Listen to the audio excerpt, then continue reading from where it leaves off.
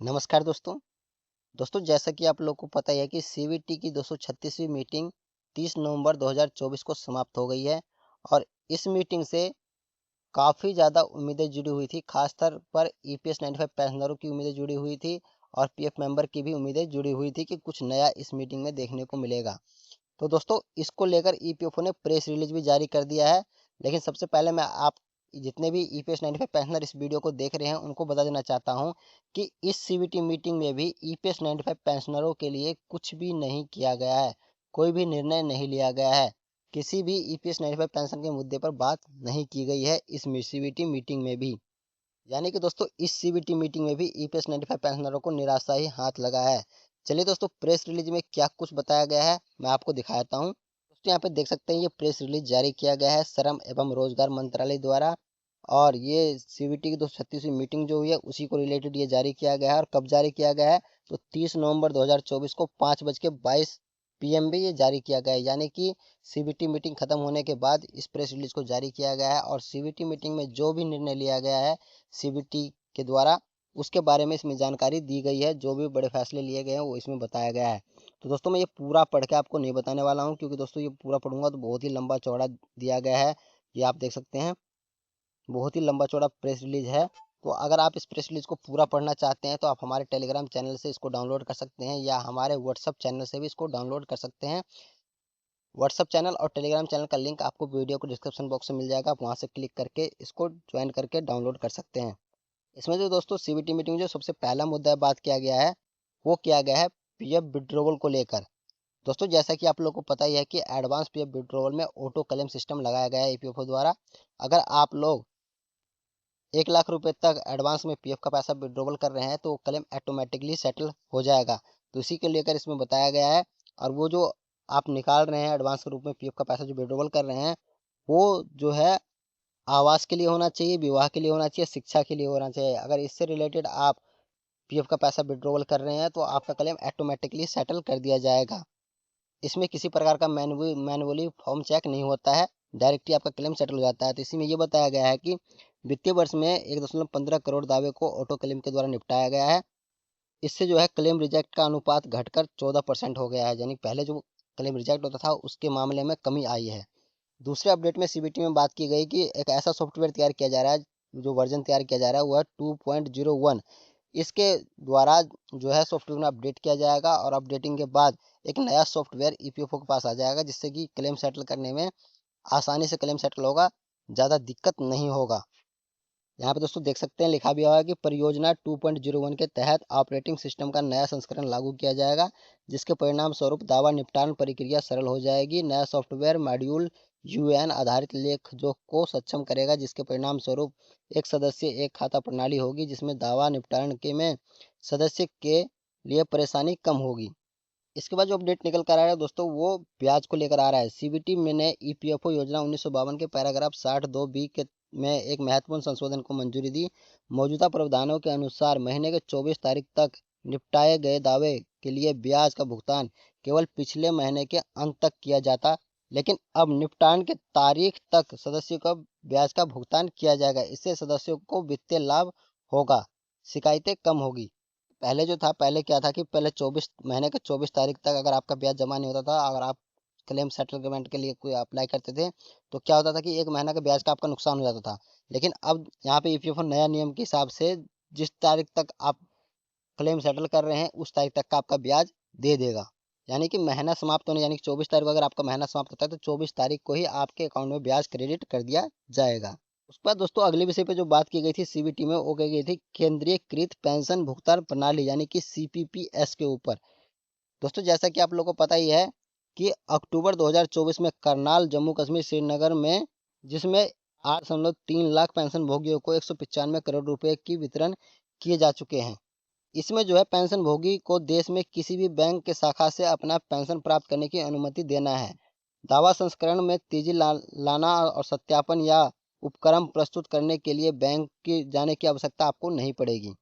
यानी किसी प्रकार का जीवन प्रमाण पत्र आपको देना है या कुछ और भी देना है इसके लिए आपको बैंक में जाने की आवश्यकता नहीं पड़ेगी। आप चाहे किसी भी राज्य में हो आपने वहाँ पे आप किसी बैंक से अपना पेंशन का पैसा ले सकते हैं। पीएफ का पेंशन का पैसा प्राप्त कर सकते हैं। और ये भी जो है 2.01 जो वर्जन ईपीएफओ द्वारा लाया जा रहा है, सॉफ्टवेयर तैयार किया जा रहा है, उसी का एक हिस्सा है। उसके बाद दोस्तों ईडीएलआई स्कीम के बारे में बताया गया था। ईडीएलआई लाभों के विस्तार में 28/4/2024 से पूर्वव्यापी प्रभाव में अनुमोद किया गया है। इसमें न्यूनतम 2.5 लाख रुपए और अधिकतम 7 लाख रुपए तक का भुगतान मिलेगा। ईपीएफओ सदस्य को निर्बाध लाभ सुनिश्चित करने के लिए 6,385.74 करोड़ रुपए के अधिवेश का संकेत देने वाले एक्चुअलियल मूल्यांकन द्वारा समर्थन प्रस्ताव को मंजूरी दी गई।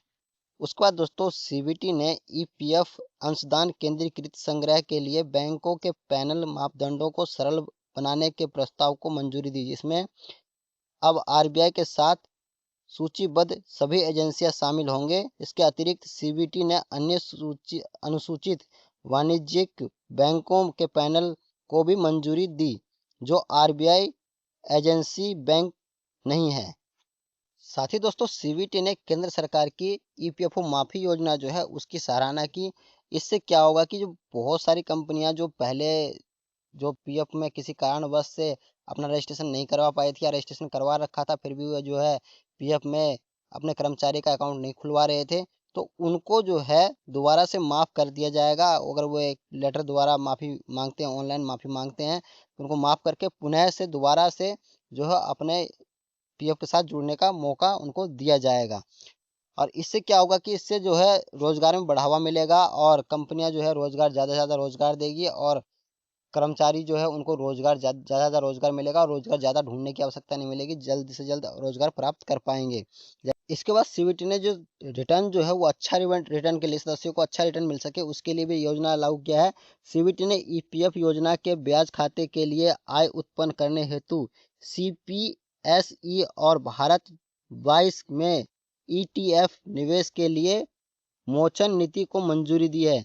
नीति में न्यूनतम 5 वर्ष की होल्डिंग, सरकारी प्रतिभूतियां से अधिक रिटर्न और सीपीएसई और भारत 22 सूचांकों के ऊपर प्रदर्शन अनिवार्य किया गया।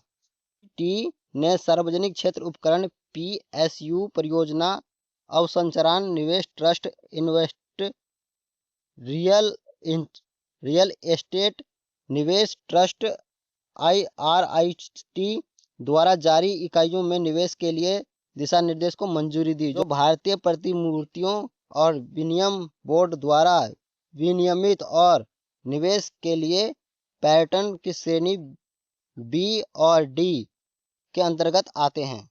दोस्तों यहाँ पे 10 फरवरी 2024 को जो सीबीटी की 235वीं मीटिंग आयोजित किया गया था, उस मीटिंग में जिन जिन विषयों पर बात हुआ था उसको भी यहाँ समक्ष में रखा गया था। ईपीएफओ का अनुकंपा नियुक्ति के लिए नीति 2024 सीबीटी द्वारा मंजूर दी गई है। अनुकंपा नियुक्ति के लिए पात्रता मापदंड और स्वीकृतता बिंदुओं के लिए कट ऑफ ढील दी गई है। इससे ईपीएफओ के कई कर्मचारियों के आश्रित और बच्चों को राहत मिलेगी जिनके दुर्घटना सेवा के दौरान मृत्यु हो गई। सीबीटी ने सामाजिक सुरक्षा सहायकों एसएसए को संशोधित सुनिश्चित कैरियर प्रगति एमएससीपी योजना के अनुदान के संबंध में प्रस्ताव को मंजूरी दी है। यह एसएसए को उचित और समय पर कैरियर प्रगति के अवसर प्रदान करने में की आवश्यकता को स्वीकार करता है, जो संगठन की सामग्री प्रशासनिक दक्षता को मजबूत करेगा। इस निर्णय से ईपीएफओ के 2350 से अधिक एसएसए को लाभ मिलेगा। तो दोस्तों इस सीबीटी मीटिंग में जो ईपीएफओ की 236वीं सीबीटी मीटिंग थी, इस मीटिंग में कुछ इस तरह के जो निर्णय लिए गए हैं। आपको इसमें क्या चीज़ अच्छा लगा कमेंट बॉक्स में कमेंट करके जरूर बताइएगा। और दोस्तों अगर आप इसको दोबारा से पढ़ना चाहते हैं तो मैंने आपको बता दिया कि आप टेलीग्राम चैनल से या हमारे व्हाट्सएप चैनल से इसको डाउनलोड कर सकते हैं। लिंक वीडियो के डिस्क्रिप्शन बॉक्स में मिल जाएगा, आप वहाँ से क्लिक करके इसको डाउनलोड कर सकते हैं। तो दोस्तों ये थी छोटी जानकारी जो आप लोग को बताना था। अगर जानकारी अच्छी लगी हो तो वीडियो को लाइक कीजिएगा, चैनल को सब्सक्राइब कीजिएगा और दोस्तों के साथ शेयर जरूर कीजिएगा। मिलते हैं नेक्स्ट वीडियो में, तब तक के लिए धन्यवाद।